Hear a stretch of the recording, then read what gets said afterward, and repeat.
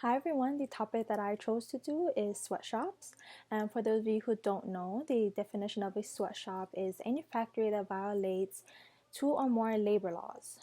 These labor laws include working conditions, wages, child labor, and benefits. So I wanted to pose a question: should sweatshops have greater enforcement?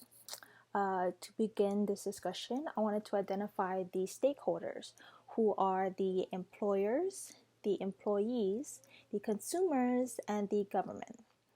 Well, the employers create wages, enforce working hours, and oversee working conditions. The employees, most of them work out of necessity.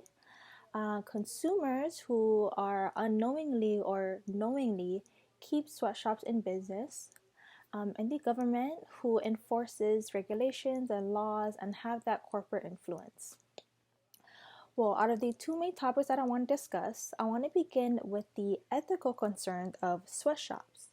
What these employers do is that they conduct wage theft, which they violate minimum wage and overtime laws. So they pay their employees under the minimum wage, and most of them do not pay or compensate for overtime when they work these long hours. Another thing that they do is that they are known to lock workers in the factory during operational hours.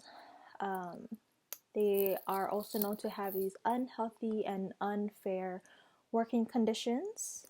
I would also like to point out that employers usually have an easier time taking advantage of their employees because majority of the employees are illegal immigrants. So there is that language barrier, there is that advantage for the employers. And ultimately, these employers keep these employees in poverty because of the wage theft. In addition to ethical concerns, I also want to talk about government control. What does the government do although sweatshops are illegal? And I want to point out that my topic focuses on the US sweatshops, not necessarily the global sweatshops, which I know is an issue globally. However, I wanted to narrow down my topic, so we are focusing on the US government. So, what is the US government doing to control these sweatshops? Well, for one, they do have investigators that go out to these factories and unveil sweatshops. Another thing is that there are laws in place, however, they aren't being enforced enough to be able to stop these factories because these factories owners believe that these laws are easy to bypass by simply paying the government and then they're able to continue production. Another thing is that when a product is produced by sweatshops, there are no labels indicating sweatshop free. So when you go to these fast fashion industry like Forever 21, H&M, you as a consumer will not know that it was produced by sweatshop. Sweatshops are predominantly exist in major metropolitan areas such as New York and California. According to the article, even the Made in the US label doesn't guarantee good working conditions by Amanda Freeman. She points out that in California, there are 62,000 garment workers.